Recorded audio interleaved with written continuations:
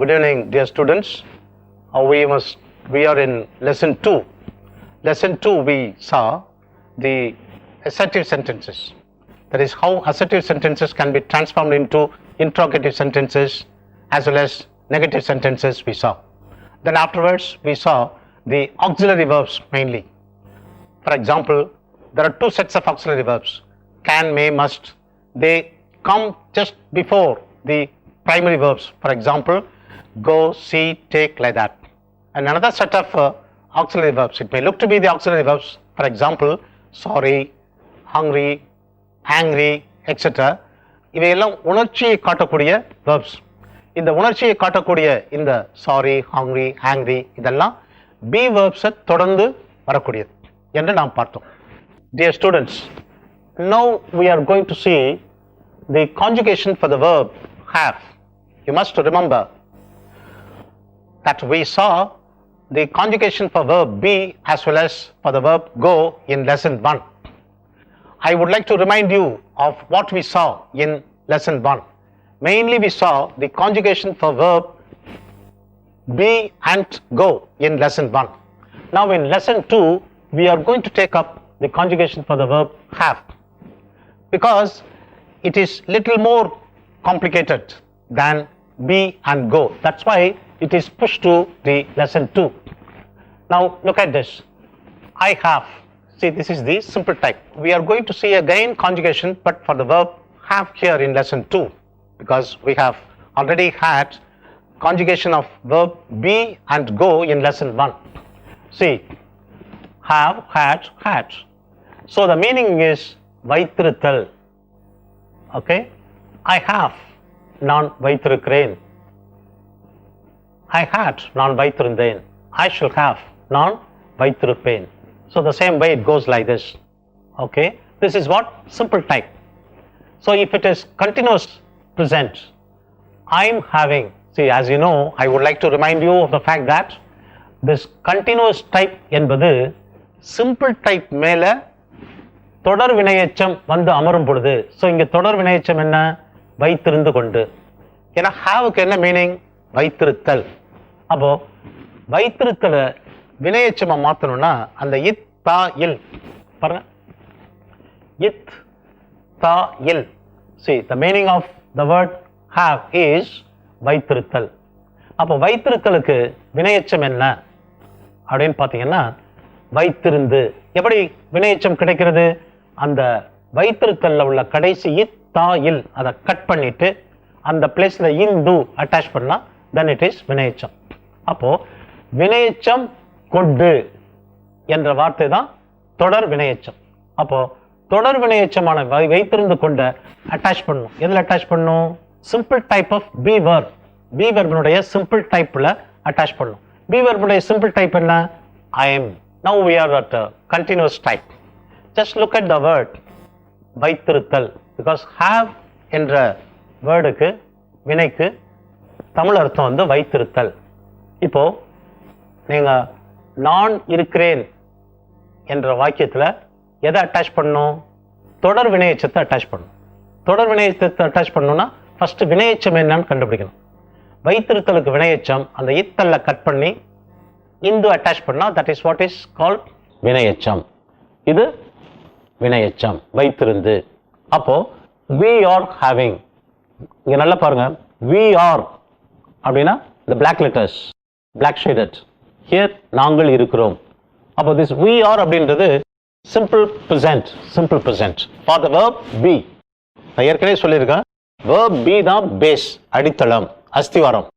அதன் மேல் தான் ஏனைய verb எல்லாம் அமர்கின்றன என்று நான் ஏற்கனவே சொல்லியிருக்கேன்.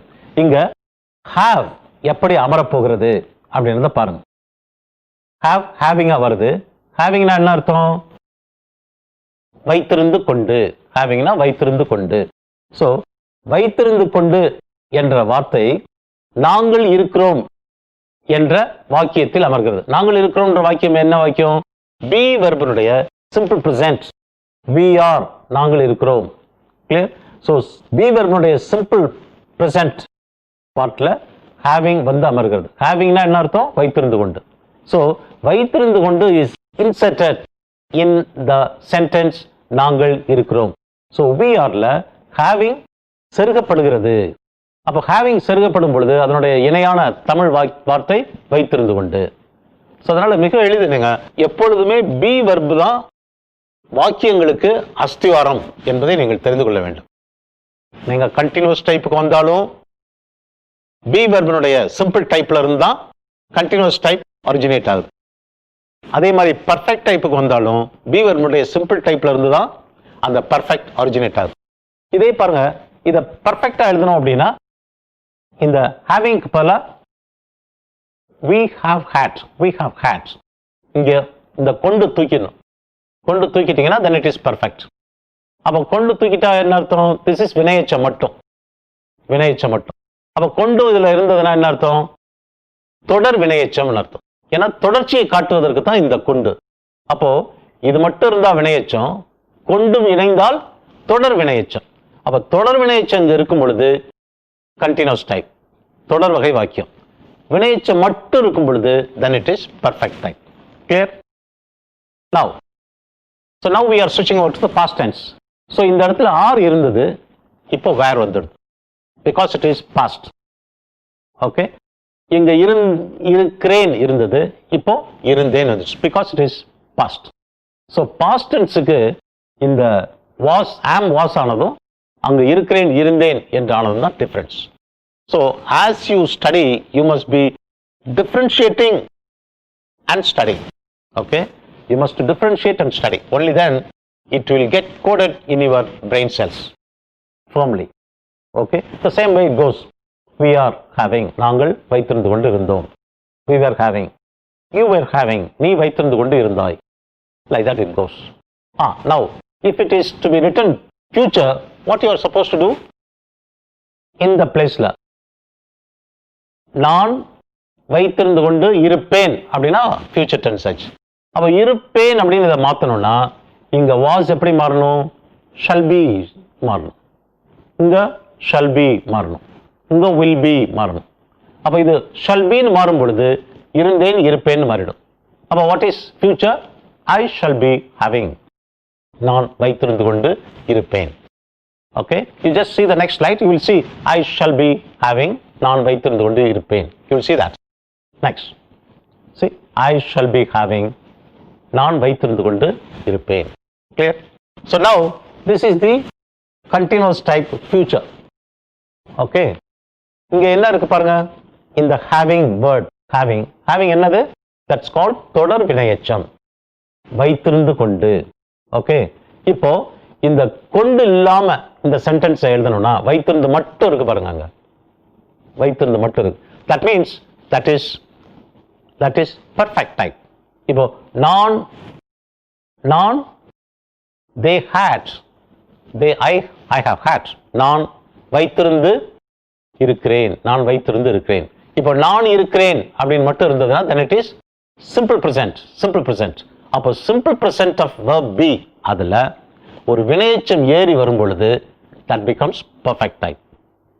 ஓகே, அதே மாதிரி நான் இருப்பேன் அப்படின்ற பி வெர்பினுடைய சிம்பிள் டைப்ல ஒரு தொடர் வினையெச்சம் ஏறும் பொழுது கண்டினியூஸ் டைப்.